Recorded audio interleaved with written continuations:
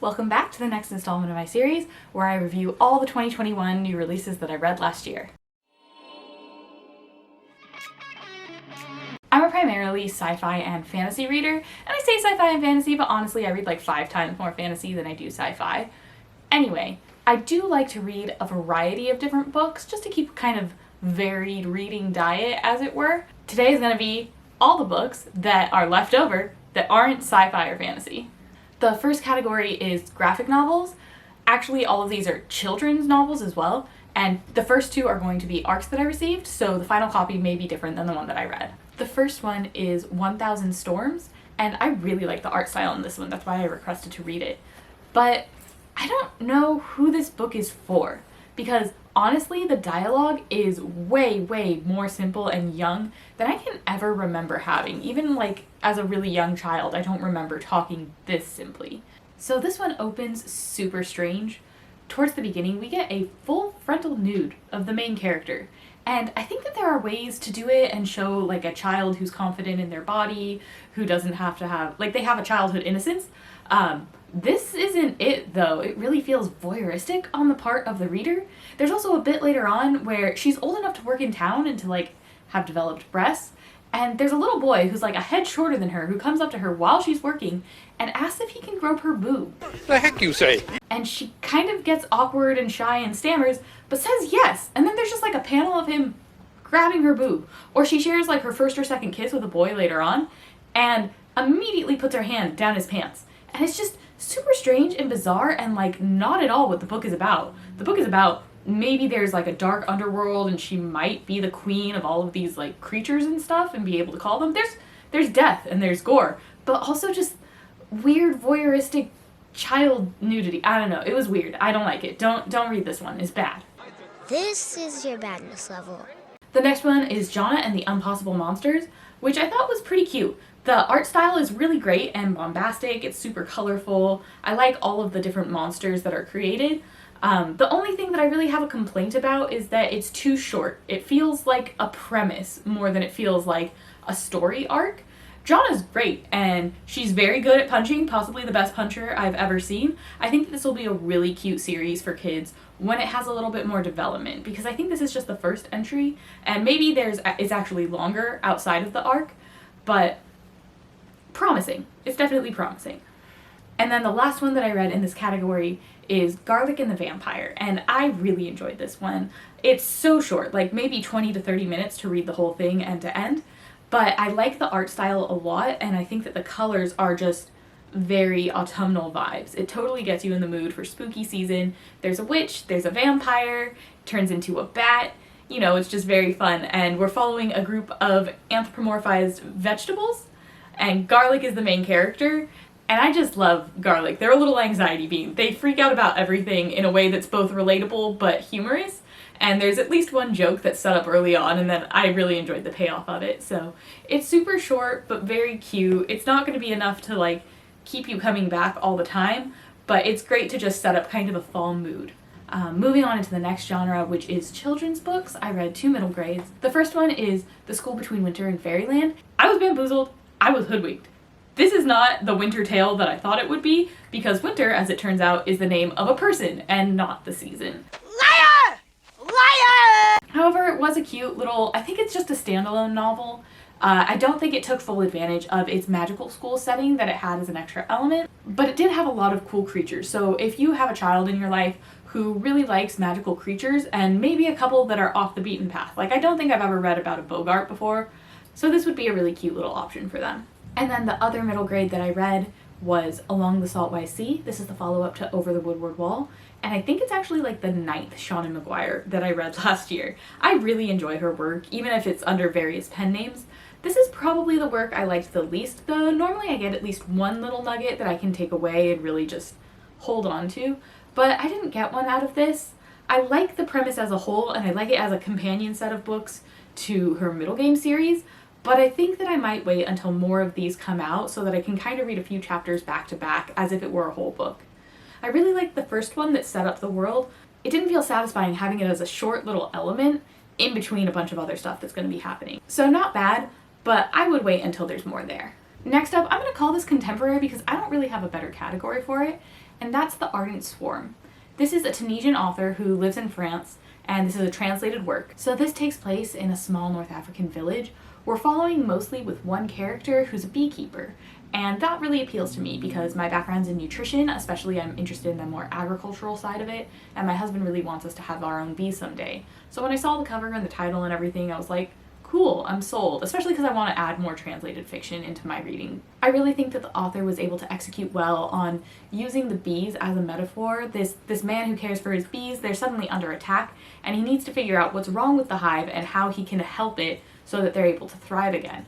At the same time, we're following along with the country as it's going through like a political upheaval, and they're involving religious groups and all sorts of different parties trying to take control of the country. I thought it was a really solid work. It's also very short, and it gives you a little bit more insight into a part of the world that at least my country really doesn't like to report on. So I felt like I was learning a little bit about that too. The next section is going to be historical fiction, and historical fiction is probably one of my least liked genres. And you might be thinking to yourself, Jessie, why would you read historical fiction if you don't like it? And I'll tell you why. In the first case, which is one of my worst books of the year, is The Lost Apothecary. This was marketed as fantasy. That was the highest tag. Everybody was calling this fantasy. It's got a gorgeous cover. It's got all these things in the synopsis about like poison and vengeance and revenge and sisterhood.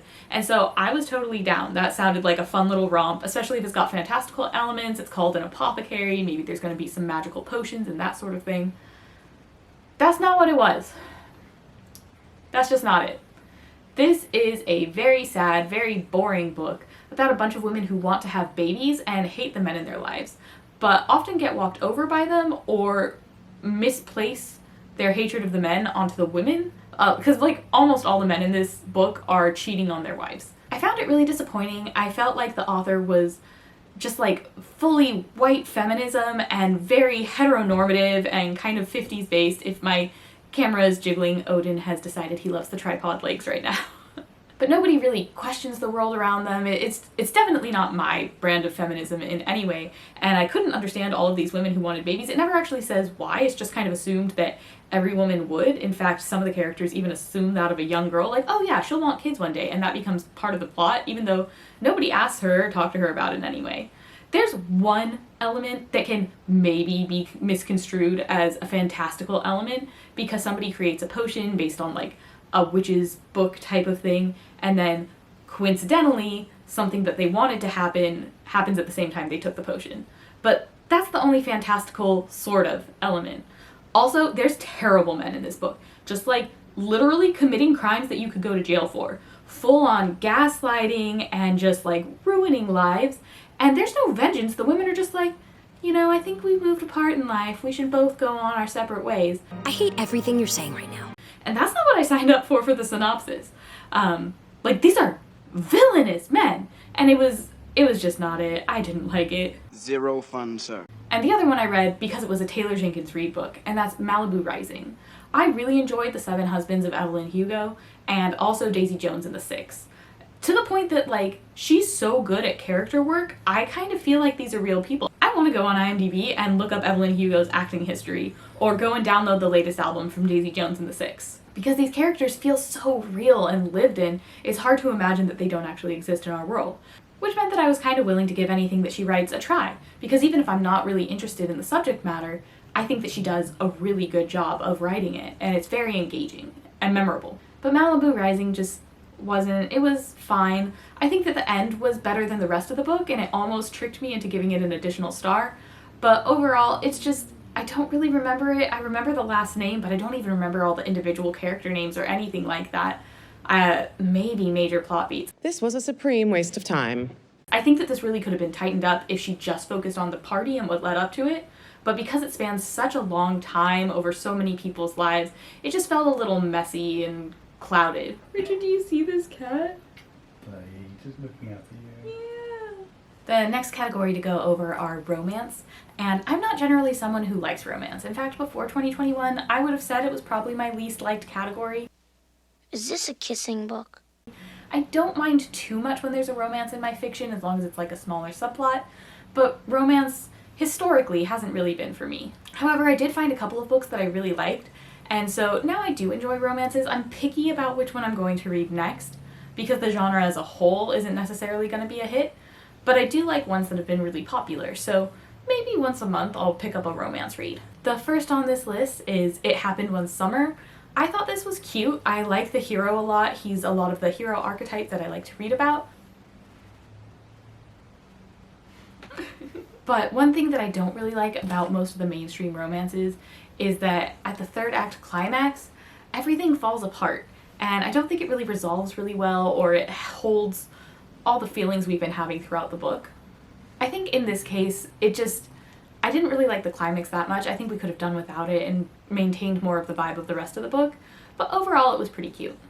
Next I read The Love Hypothesis, and this one I also liked. I think that the hero is an archetype that I like to read about as well. When I was told that this was a Raylo fanfic originally, and then I looked at the cover again, it's like, oh my god, how could you not have noticed? He 100% looks like Adam Driver, and she even has like the hair that looks like Ray. So that was really adorable. I think there's some really strong elements to this one. I don't like the weird PDA that her friend makes her do throughout the book, and I don't think that those parts are very realistic. There's a lot of suspension of disbelief in these romance plots generally, and I think this took it a little bit too far in those elements, but they're pretty infrequent and easy to get over, given all the other cute things that are happening. I also really recommend the audiobook for this one. I think that the narrator did a great job bringing her to life, especially the main character. I thought she did an excellent job because I would be reading it, following along with the physical version, and then hear how the narrator did a bit and like added these inflections that I wouldn't have if I was just reading it on my own, and like, oh wow, that's better actually. She did a good job. That was noticeably better than I would have done on my own. And the main character is really cute. She likes to combine words like snort and laugh, and that becomes snaff. Cool.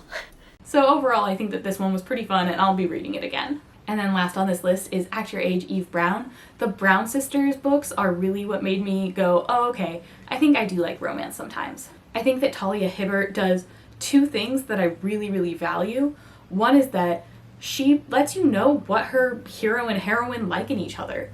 Not just that they're very sexually attracted to each other, though there are elements of that, but also just individual attributes that make that person a person unlike anybody else. And so you can see their chemistry and what they like about each other, and I think that makes the whole romance just a lot more believable. Oh, third dimension, how I've missed you. The other thing she's really good at is that she includes like mental and physical disabilities, and they're just interwoven into those people's lives. It doesn't necessarily have to be something that's a plot in itself, it's just part of who that person is, and I think that getting more representation is really great. In Act Your Age, Eve Brown, we have people who are on the spectrum, and seeing both the male and female representations of that and how they can differ and be recognized differently by the medical community as well. So it was just really sweet and heartwarming, and I definitely recommend this one. And then my last category is nonfiction. Nonfiction? Wild. And before I came back to booktube and really getting back into my fantasy roots, I would say that I was primarily a nonfiction reader. So I really like to read nonfiction. They're just not as easy to get through for me, so I only average about 1 to 2 a month. Oddly enough, this category contains 2 2021 new releases, one of which made my worst books of the year, and one of which made my best books of the year. So quite the range in this small category of 2 books. The first one is Icepick Surgeon, and because this is one of my worst books of the year, excuse me if I go on a tiny rant here, this is supposed to be following along with dastardly deeds committed in the name of science. So we're following along with people who maybe didn't do the right thing, but hopefully for the right reasons. They were driven by scientific discovery, they were driven by contributing to humanity's knowledge as a whole, but they committed crimes along the way, and that's not always okay. Unfortunately, I found that most of the chapters of this book, they didn't commit the crime in the name of science. Like, honestly, it should have just been called Crimes Committed by Scientists. You keep using the word. I don't think it means what you think it means. Because that was really the only connection for a lot of these things. I find that in a lot of nonfiction, the author tends to put their best material up at the front, and then maybe toward the halfway to end mark, it feels like they're just dragging it out to meet an arbitrary page count. So the details and the things that you're learning from it are less and less interesting and a little bit more tenuous as time goes on.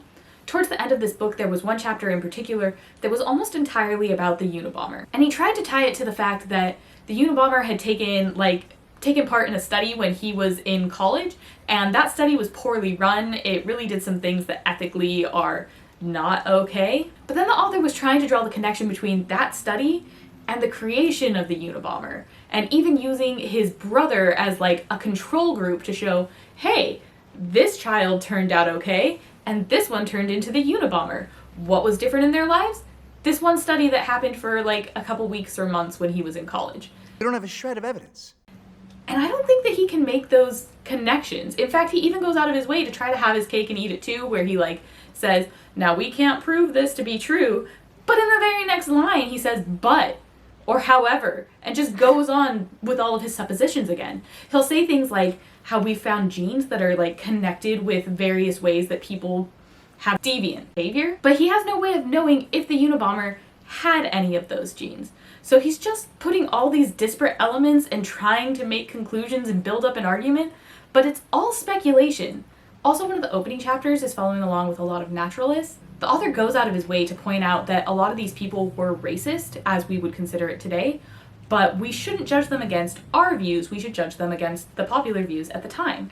And he'll talk about, oh, this guy was less racist than his peers because, look, yeah, he got a wife from one of these tribes, and all of his other buddies were into just like sex and meals from their wives. But you can tell that he really loved his wife, and then the supporting evidence he gives is that there's like a quote from him about how wonderful her 13-year-old breasts are. And I don't know if that's the supporting argument that I would use to show that, unlike his friends, he's not just into the sex, he loves his wife. But then he kind of walks back his argument later on in a different chapter when we get into the AC/DC wars and animal cruelty there. And this time he says it is okay to judge these people for, doing acts of animal cruelty, because at the time, even though it was still legal, there were a lot of people who were against it and thought that it shouldn't be. And it's like, I don't think that that's an okay argument to have for animal cruelty, but not for racism and slavery. Like, there were a lot of people back then who also thought slavery was bad. Not least of all, the slaves themselves. But also there have been abolitionists throughout history. It was just that they didn't hold the dominant power, they weren't the wealthy ruling class, and it was legal at the time. So I don't think it's okay to say, we can't judge the racists, but we can judge the people who did acts against animals. And it really just feels like the author's personal bias, that he's more okay with one thing than the other. I can excuse racism, but I draw the line at animal cruelty. You can excuse racism. But on top of that, there were just scientific elements that, if I have any background knowledge in that subject, I didn't think it was particularly informative, which also then made me doubt anything I was learning from other chapters. My wisdom is both a blessing and a curse. So I found it incredibly biased, terribly speculative, and not necessarily sound science unless I went and researched it all myself. Which, in that case, why am I reading this? It's not entertaining and it's not educational. This was just bad. I'd rather shower with a bear. Last up is the address book, and I thought this one was so excellently written. It almost read like a narrative, and I just read it cover to cover, honestly. I never knew that such a mundane topic would be able to provide so much for me. Like, it was fascinating, especially because addresses are not something that I think about in my daily life. Like, I don't know about you, but that's just built into the background, and I can't even imagine having another system, because why would you? It works so well. And I know it can be slightly different based on where you are in the world, and certain living conditions might require different things, like nomadic existence, for an example. But addresses are so important. They're built into every part of our lives. You can't get documentation from the government. You need to be able to have it for your driver's license. You need to be able to have it to apply to a job. It's not a field that you can leave blank on most forms, especially if you're filling it out online. And so honestly, to exist in most systems, you need to have an address. And seeing the evolution of how they came about and how they were put into practice in different places, where we're at now, and different things that we're using going forward was just really fascinating and well done. Unlike other nonfictions like I was talking about, I don't feel like the author was stretching her material here. I feel like she had interesting and relevant anecdotes for every chapter. She took us all over the world and a variety of topics, looking at wealth and race and power and how those play into addresses as well. And I'm just going to read a couple of the different sections that she talks about in here. How street addresses can transform the slums, how street addresses are involved in epidemics, and even homelessness and different technologies that have been developed in recent years. So I thought this one was super excellent. I can't wait to read it again. There are a lot of elements that I was able to take from it, and even some that I've been able to apply in my own life, but it's just really interestingly done. So I definitely recommend checking that out. Give Icepick Surgeons a pass, but go ahead and read the address book. time to fill up that darling little head of yours with delicious knowledge. So those are all the miscellaneous categories, basically the kitchen sink included. Let me know if you've read any of these books, which are some that I've missed that I should check out. What was your favorite book of 2021, or possibly your worst book of 2021? Let me know what makes you rant. Leave a comment down below. Feel free to like and subscribe. And next time I'll be talking about all of the 2021 new releases in sci-fi that I read last year. See you then. Bye! Oh, hi.